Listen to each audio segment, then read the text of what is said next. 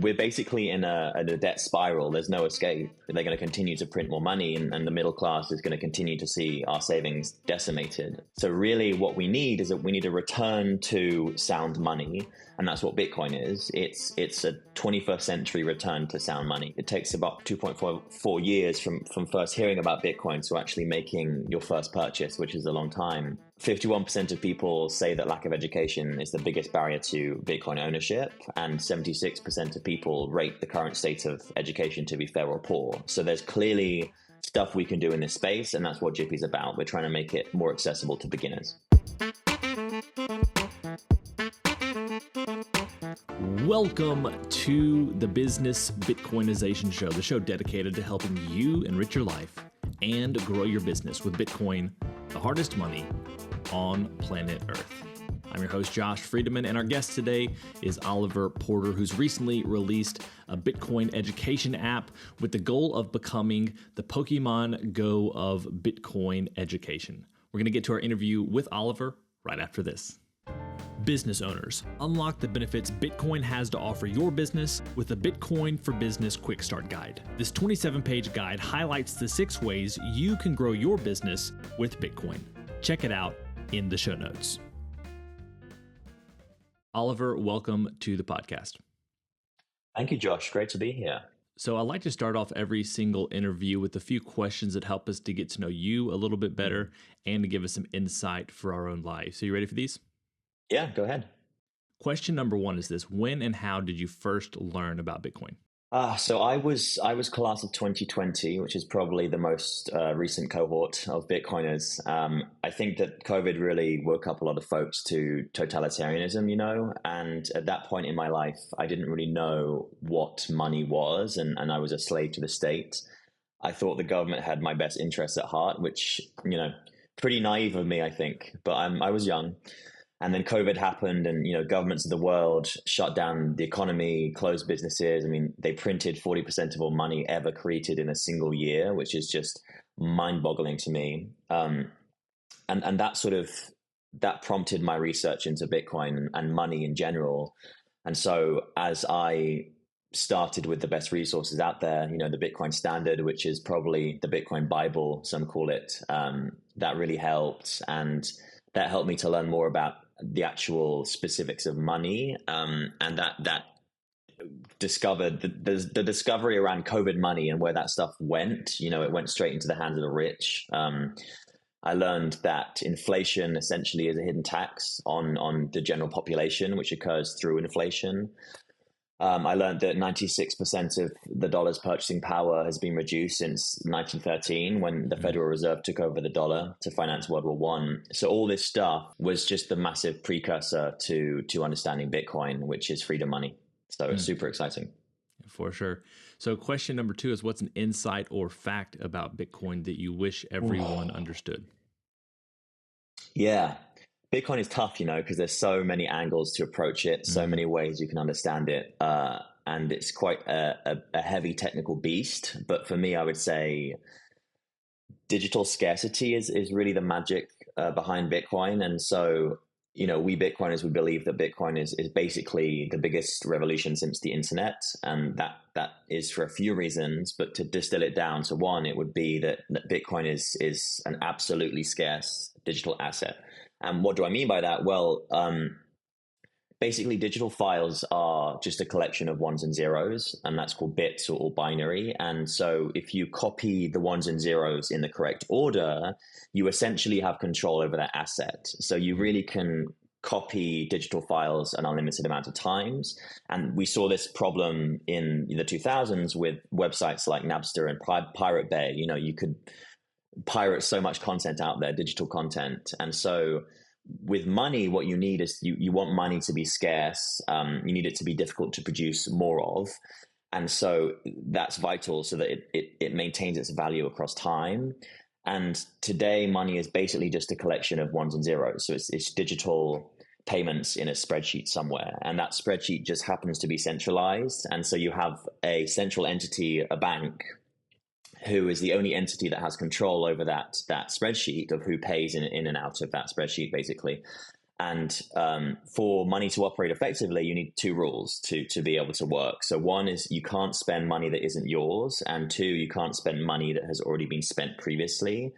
And the way that money operates today, like I said, it works effectively because you have one permission, but it can be easily corrupted. You have to trust the government not to debase the currency, which they've done multiple times. And just to tie this back into Bitcoin, well, how do these rules relate? Well, you can't spend money that isn't yours because in order to spend Bitcoin, you need to know the completely random private key to that wallet. So it's basically impossible to guess. It's incorruptible. And two, you can't spend money that you have already spent because instead of the spreadsheet being centralized, Bitcoin payments are maintained on a distributed database called the blockchain, and they're secured by cryptography. So what that means is once the payments are on the blockchain, it's impossible to change. They are secured in time, this time frame, impossible, incorruptible. So it's magic. And I wish that people understood the ramifications of that Bitcoin is basically the hardest, scarcest form of money ever created. That's a long answer. It's a long answer, but you broke it down in a very understandable way, which kind of foreshadows what we're going to be talking about today, which is a Bitcoin education app that you've created. Before we get to that, though, sure. Question number 3 is, what's the Bitcoin resource you most recommend to other people? I mean, being founder and CEO of a Bitcoin education app, probably I would say Jippy, but we'll come on to that. But yeah, I would say that there are some really good long form resources out there, like the Bitcoin Standard and other books. Podcasts are really good. Natalie Brunell was I want to say my introduction to very simplistic Bitcoin topics because she makes it really accessible to beginners, which is really important. If we are going to be approaching hyper Bitcoinization in the future, we basically need to improve education. And that's where resources like Natalie's podcast comes in, and yours as well. We need to make this stuff easy to understand. Yeah. Question number 4, beyond Bitcoin, what's a resource, tool, or idea that's been helpful to you or your work at Jippy recently? We use a Lightning API provider called Jolts, and they are freaking awesome. If you imagine a fiat company that wants to integrate with Bitcoin payments, you can use Jolt, which is essentially just an API that does all of the custody for the Lightning nodes on their side. And so you just fling them an ID of some user and they'll give you back Bitcoin. So you can really quickly and easily reward users with Bitcoin. And we've obviously managed to implement this to help education and to actually reward our users with real Bitcoin. But you can do it in a multitude of areas. It's just an API. So they are fantastic. And now we have, and by the way, we've interviewed Ian before on the show. Oh, so, cool, great. Probably back almost 8 or 9 months ago. So if listeners are hearing this, they want to go back and listen, they can. They can scroll back, but it will be a little ways. Question number 5, we call this our arbitrary but insightful question, and it's this: as a general life principle, is it better to ask why or why not? I think this is a misnomer because they are very similar, and I would say one is probably a precursor to the other. So for me, at least, I think why is important because it gets you to understand the problem.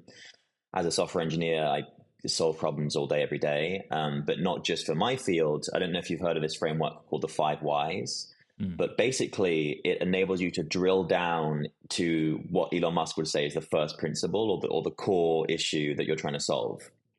An example of this would be, let's say Jippy, and we were problem 1, why number 1, why are we not experiencing explosive growth? And then that question will lead into a follow-up, which is research. So the follow-up is research into discovering that perhaps a lot of users are dropping off. And then the second why is, why are users dropping off?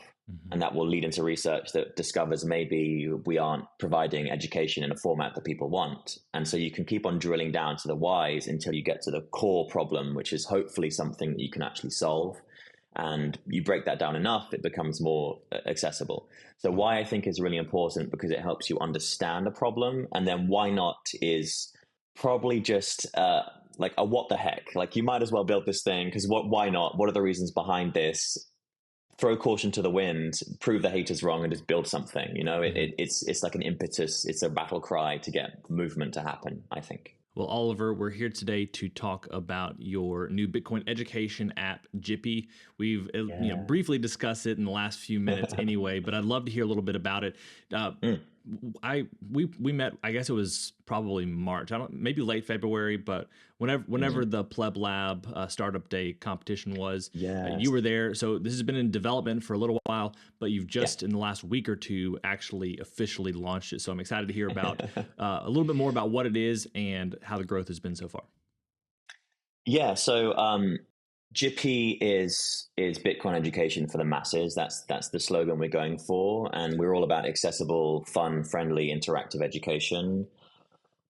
Um, it's such an important problem, I think, to solve. In my opinion, just to zoom out a second and talk about the current landscape. So, America is $35 trillion in debt.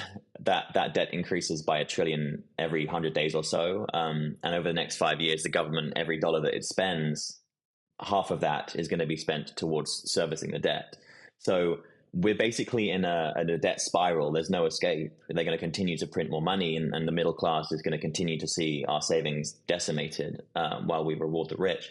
So really what we need is that we need a return to sound money, and that's what Bitcoin is. It's a 21st century return to sound money or digital gold. The issue is, though, it's quite complicated to understand Bitcoin, and it's like a multi-year journey. I did some research that shows that it takes about, on average, 2.4 years from first hearing about Bitcoin to actually making your first purchase, which is a long time. And that process is really challenging. So we did some research that tells us that basically Bitcoin education, it has an education problem. I mean, it's broken. 51% of people say that lack of education is the biggest barrier to Bitcoin ownership, and 76% of people rate the current state of education to be fair or poor. So there's clearly stuff we can do in this space, and that's what Jippy's about. We're trying to make it more accessible to beginners. So who is this targeted for? Obviously beginners, but is there like a certain age range? And then also, what's the approach that you take? Because I feel like that's one of the most difficult things is people look out and there's like, podcasts for days, books for days. Very few people are going to take time to sit down and read an entire book. What's the approach that you guys take, especially with the group that you're trying to reach? Yes, really great question. So we are focusing on beginners as the headline category, and coming down from that persona would be a bunch of different folks. So we want to target the next generation of Bitcoiners, which is Gen Z, which is young millennials, people that are already probably starting to realize that the system is stacked against them. They can't afford a house. Groceries are crazy high. Their parents are struggling. So we want to find some way to make Bitcoin attractive to them. And the first phase of that journey was basically to build something that allows you to broadly understand fundamental Bitcoin topics while doing regular classes, online classes with your peers, and earning free Bitcoin rewards as part of that. And so that MVP is you mentioned it's currently live. We launched a couple of weeks ago, which is exciting. And that's really what we were trying to do as part of that top builder competition in Austin here, which is sponsored by Pleb Lab. They're amazing. So big shout out to those guys. But that competition really, it allowed us to build really quickly in a hackathon style and produce different tiers of content. So we'd have something really accessible, Instagram story, tap through content as the first tier. And then the second tier would be more broadly in-depth essay style with images. So to summarize, I would say that we're trying to make education that is really fun and friendly. And we do that through a variety of different approaches, including audio, written content, and Instagram style. Mm-hmm. And what's the approach that you take to kind of help people feel like they're progressing along? Like, I feel like there are plenty of gamified apps that help people to do this, whether you're learning a language or you're learning some sort of new concept. There's a lot of thought that goes into this. I don't know if there's like a typical like state of the art approach when it comes to education apps, but how have you decided to help people feel like they're progressing along the way rather than being inundated with endless information? Yes. So I would say that the golden star for this industry is probably Duolingo. They were really struggling back in the day, and they had massive drop off. And they brought some head of product in who basically revolutionized the whole gamification sector and what they're doing is just magical. I mean, they've transformed the whole application, and it seems so friendly and inviting. So we're definitely thinking about ways we can do that. But as the first level, I would say, to structure content in an easy way, we have islands of content. So you would join Jippy and you would see that there's a beginner island, which is really quick fire, 20-second topics that make it really, really high level for you to understand Bitcoin. And once you complete that island, we'll add some kind of nice congratulations and well done on your journey. Once you finish a beginner island, you would move to intermediate island, which is more broadly, more deep, more like proper topics, and that will help to actually solidify knowledge. So what we're trying to build is like this journey, and we want to be your orange pill journey through that stage. But we're doing a lot more. I mean, I can't speak to version 2 of the app quite yet, but we'll be in startup day September 20th, so very soon, and that's where we're going to be announcing some stuff around the gamification side. We want to build one of the most addictive and entertaining Bitcoin education games out there. So we're really excited. That's great. I love that approach. I feel like the islands helps to people to conceptualize where they are and where they're going next.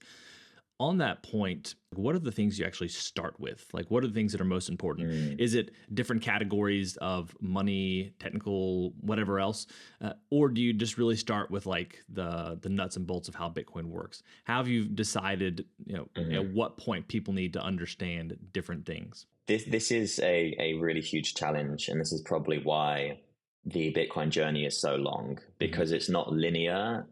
It's really this spider diagram of chaos, because what turns one person onto Bitcoin might not be the same as the other. From my side, I mean, I'm a libertarian now, so it's sort of like I was more bought into the freedom element. I've come to believe that government is a parasite that leeches off the productive members of society while rewarding the rich. And so Bitcoin for me is the ivermectin to that parasite. So that was the angle that turned me on. But for other people, especially the younger folks, it could literally just be number go up. You could see, you hear from all of your friends that everything is more expensive. No one could get a house.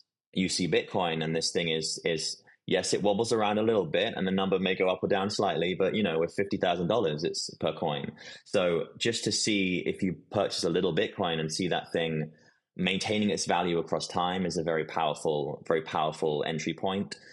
But to answer your question, it's going to be a hard challenge. We don't really know exactly what will turn someone on instantly, because it's different for everybody, but we can have enough of a summary around what is money, why is it broken, why is it unfair, why is Bitcoin better, to hopefully start someone's steps on that path. And what is the gamification element like? Is it every single lesson or step that you complete, you get some sats, or spin the wheel? What's the approach you've taken that kind of help people to continue reaching those next levels and getting rewards? Yes. So we will reward our users once they complete a path. So in an island, there's a little hexagonal path, and this path is the content. So after you complete a path, we'll reward you with 20 sats. And that is both on beginner island, and that's mastery island as well. So we have the Instagram style rewards you with sats. We have the more in deep dive paths that reward you in sats. And we have audio content, rather like snippets of podcasts, which will reward you in sats. So that's the MVP. That's the foundational reward system. But what we're building next is something that's going to be much greater. And I'm trying to not be too detailed with my response here, but I think there's a lot of value to games that get people out and about in the real world. And there's lots of value around tying in Bitcoin and education to something that's competitive, and that feels like you're in a tribe, that's tribal. So yeah, we have some really, really cool stuff planned that I think will help us keep users sticky, and it will help keep people in the app, because that's the core problem I think with education apps is once you finish your education, where do you go? You drop off, because there's not something that catches you after that stage. So Jippy hopefully will fix that problem with this game we're building. If you feel like it's giving too much information, you don't have to answer, but it sounds like you're describing like the Pokemon Go of Bitcoin education. Son of a gun. You caught me. So Yes. yeah, it's really interesting because, you know, I remember when Pokemon Go came out, and I forget exactly what year. I want to say it was like 16, 17, because I was Yeah. working at a university at the time, kind of like a transitional job after I Mm, got back from living in another country. mm, And everyone was out playing it. And I don't see that as much anymore, but there are still mm. people like youth that I know who are running around playing Pokemon Go. And even like the other week, I think like 30 or 40 people got together in a park playing Pokemon Go. So it has some staying power. I mean, we're talking 2016, 2017, and now it's Mhm. 2024. So that's exciting. You don't have to speak to it too much. If you want to add something, feel free to. If not, we can go on to some other topics. I will just say you're a very, very smart man, Josh. You're a very smart man, and you caught on to my drip feeding of information. But yes, we want to go down that route. We'll have more to say this month in Mexico City. But yes, that there is a lot of power to be had in person experiences that gets people together, that provides competition and educates you at the same time. So we're really, really excited. I'm excited to Mhm. learn more as well. So when it comes to the creation of Jippy, do you have an education background? Have you always had a passion for education? Or is it one of those things where you knew you wanted to build something and you looked Mm. around and saw that, man, education is a place where we could really continue to use some growth? My background is in software engineering. So I've been a software engineer now for 5 years, but more broadly, I've been in the startup space for 9. And I bounced around a few industries. One of those is education. And so when I grew up in London, but I'm in the States now. But when I was in London, I worked for this education company called Makers Academy, and they were a programming boot camp for software engineers. And they would teach people how to code in 12 weeks, which is no easy feat. I mean, it's pretty intense. And I worked for their admissions for 3 years. I was doing all of the interviewing. I was front of house, so I would interview all of the candidates. And through that process, I just realized the joy of teaching someone something new. I mean, these people would go on to get their dream jobs as software engineers, having no experience previously. So I think there's lots of magic that can be taken from that experience of educating beginners. That journey sort of led me to becoming a software engineer myself. Then 2020 happened, and I was thrown into the deep end, so to speak, and introduced to Bitcoin. So that's really my calling in my life. If there's any one thing I want to be doing, it's furthering hyper Bitcoinization for humanity, and the way I'm going to do that is through fun education, basically. At what point along the way, I think you mentioned 2020 as a key part of Yeah, this, but yeah. at what point did you Hmm. sort of begin to lean into the libertarian side of things? And then Hmm. also, at what point did you move to the States? So I definitely heard early on about Bitcoin earlier than 2020. I Hmm. heard whisperings of it around 2015 when I was working at Makers from my old boss. And at that point, I was like, I don't even know. I don't know what money is. I don't know why it's important. So that was the precursor to 2020. But yeah, just I think I've always had this innate anti-establishment personality, and I was a nightmare in school, so it's no wonder why I struggled. Authority figures really did hate me, so I've already had that drive in there. So really, to be what was essentially metaphorically strangled by society in that year when we were all forced inside, was an eye-opening experience, because it told me that the state has the most control out of any entity. I mean, it's terrifying what they can do. So I think that freedom money is the only alternative to that, and I try and have conversations with my friends around freedom and authority. And I think it's really going to come down to one of two choices in the coming years. Agenda 2030. I really, really, really believe that you're going to have on one side a CBDC. So you're going to have centralized money that's taken out of the hands of the banks and given to central banks, or you're going to have Bitcoin, which is freedom money. So really, it's up to everybody to make that choice, and there is no way to sit this one out. You're going to have to pick one of the two, and I think that we're on the right side of history. To be fair.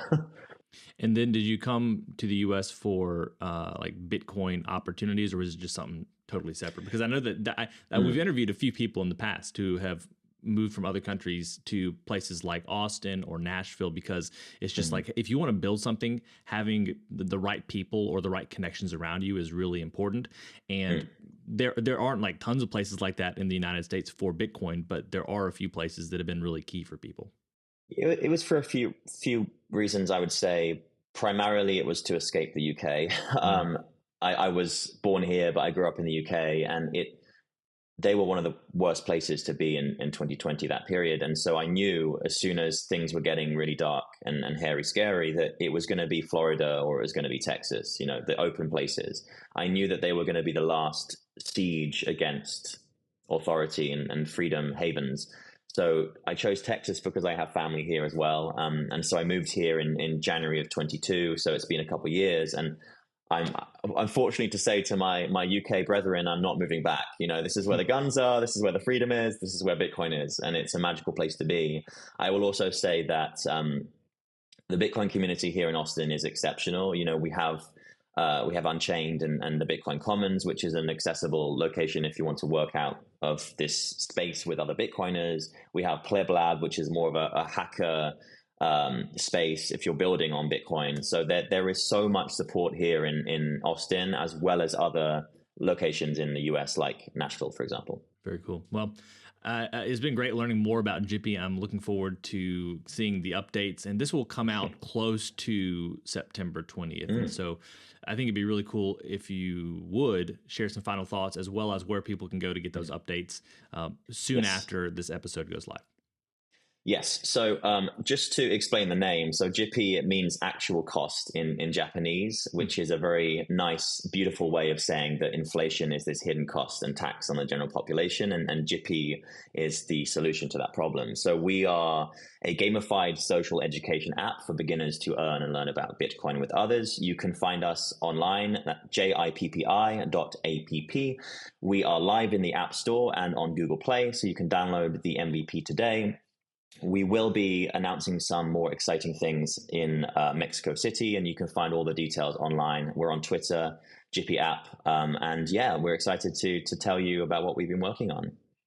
And I guess one final thing, I should have asked this earlier, but after you make the announcements, how much longer before the app's updates will go live? Are they going to be live as of September 20th, or are these things that will be done this fall or in the spring? Yes. So I think at this stage, it's really just a preview as to where we're going. We would love to obviously get some registrations in, some pre-orders on some stuff we're working on too, but this will be a lead up into 2025 for Jippy. Great. Well, Oliver, thank you so much for your time today. It's been a pleasure. Thank you, Josh. You too. Well, friends, it's a wrap. Thanks so much for listening to this episode of the Business Bitcoinization Show. If you want to reach out to either me or Oliver, you can find those links down in the show notes. And be sure to keep up with what Jippy's doing in the coming days. As always, keep building, keep growing, and until next time, keep living and leading well.